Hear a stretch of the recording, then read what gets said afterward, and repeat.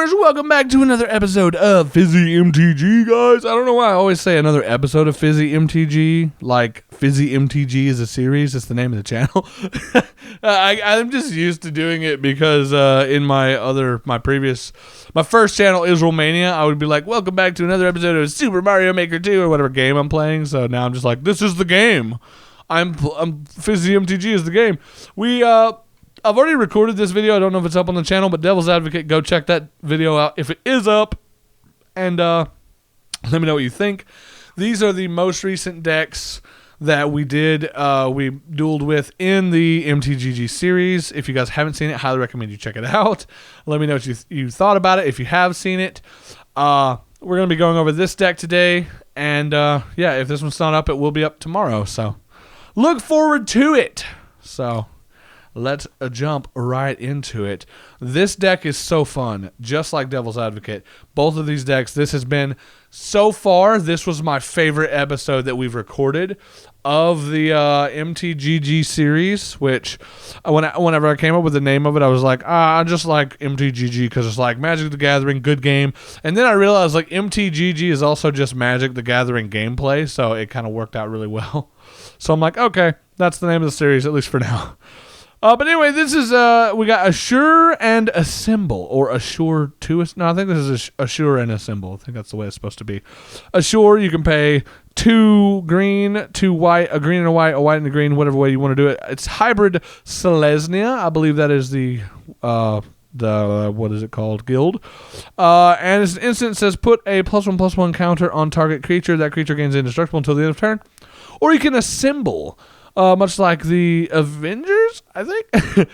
For a green and a white for an instant that creates 3 2/2 green and white Elf Knight creature tokens with Vigilance. So pretty solid. We've got Mowu, Loyal Companion. This card is way better, honestly, than I thought it was, to be totally honest with you. Like, this is 3 and a green for a legendary creature hound. It's got Trample and Vigilance. If one or more 1/1 counters would be put on Mowu, Loyal Companion, that many plus 1/1 counters are put on it instead. Okay, that ability doesn't sound broken, right? That just sounds like, okay, so instead of getting like 3 +1/+1s, he gets 4. Okay, no, big whoop. That's fine. He's a 3/3. He's got Trample and Vigilance. Okay. Maybe that's a little better. You're like, oh, okay, Trample Vigilance, that's a good combo. Okay, he's a 3/3, but he's a 3/3, right? You put 1/1 counter on him, he's a 5/5? 5/5 with Trample? Okay, not too bad. We've got 2 of those, by the way. We've got ourselves an Orzhov Advocate for 2 and a white. At the beginning of your upkeep, each player may put 2 1/1 counters on a creature they control. If a player does, creatures that player controls can't attack you or a planeswalker you control until your next turn. Okay, so let's hypothetically say Mowu's on the field, right? We got Mowu, we got this boy. So at the beginning of your upkeep, you can put 2 +1/+1. Oh wait, but it's Mowu, right? So you get to put 2 plus. So you're actually putting 3. So he's a 6/6 on that turn. And then the next turn, if you do that again, okay, well then he's a 9/9. Okay. So, 2 turn 9/9 after these 2 are on the field. I mean, it's 7 mana, but you're in green. That's not too bad. We got 2 of those. So, again, you double it up, baby. We've got a Feat of Resistance for 1 and a white. You can put a 1/1 counter on target creature you control against protection from color of your choice until the end of turn. So, if you do this to Mowu, then he gets, +2/+2, because that's really good. You got 2 of those. We've got ourselves Swallow Whole. It's just a 1 drop with as an additional cost to cast a spell. Tap an untapped creature you control. Exile target tapped creature. Put a 1/1 counter on the creature tapped to pay this spell's additional cost. So not bad. You tap down your Mowu. He's out for a turn, but he gets an extra thing. This is just Light of Hope. You can pay 1, choose 1. You gain 4 life, destroy target enchantment, or put a 1/1 counter on target creature. Whichever one of those you want to do. There's 2 of these. You guys could decide which one you want to do in the moment. Gain life's pretty good, but the 1/1 counter, if you got Mowu, is pretty darn solid.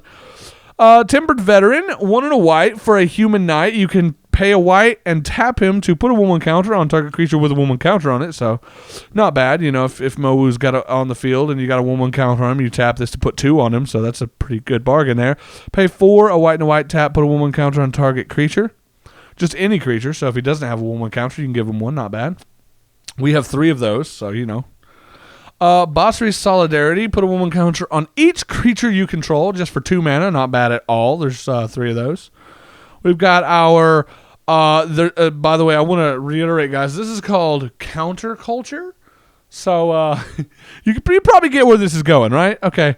This is a green and a white for a dinosaur with vigilance. When it enters the battlefield, proliferate, which means you can choose any number of permanents and or players and give them each another counter of a kind already there. So 1/1 counter, you could give another one, you know, hypothetically. And then we've got our good old Wildwood Scourge. It is, which we had 3 of those raptors, by the way. It is X and green. Wildwood Scourge enters the battlefield with X +1/+1 counters on it. Whenever 1 or more +1/+1 counters are put on another non-Hydra creature you control, put a 1/1 counter on Wildwood Scourge. So this is actually a really good little combo card with our Mowu. Mowu is pretty solid. There's 4 of these. Okay, guys, this is the card where Mowu, who I thought was like, okay, I like Mowu. You know, he's pretty good. He's pretty solid. This is where he breaks, in my opinion. This is how you break Mowu. Invigorating Surge, 3 mana for an instant.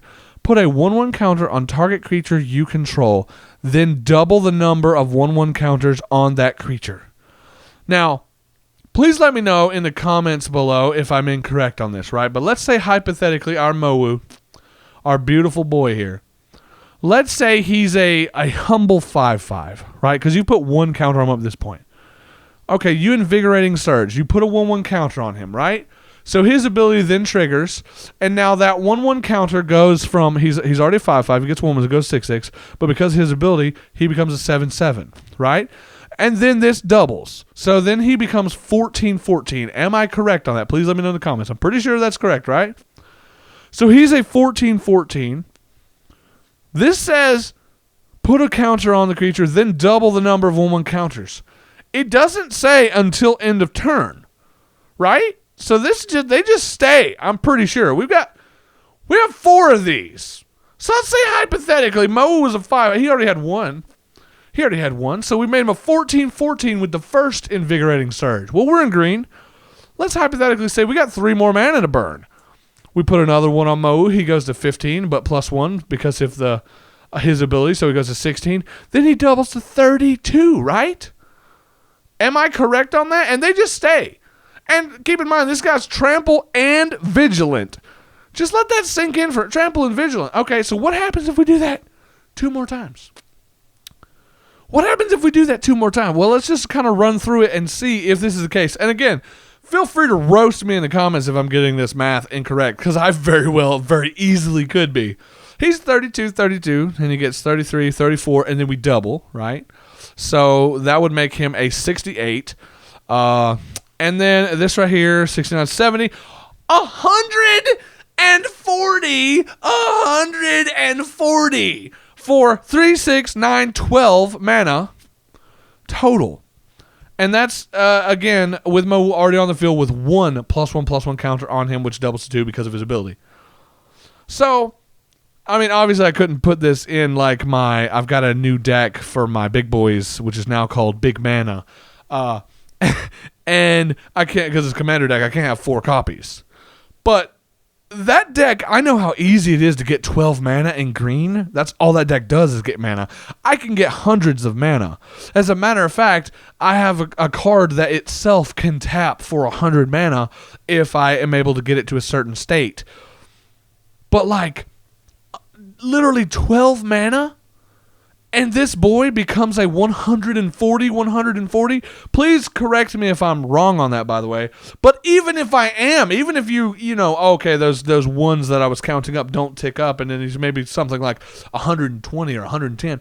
Even if he's just 100, a 100 creature is insane.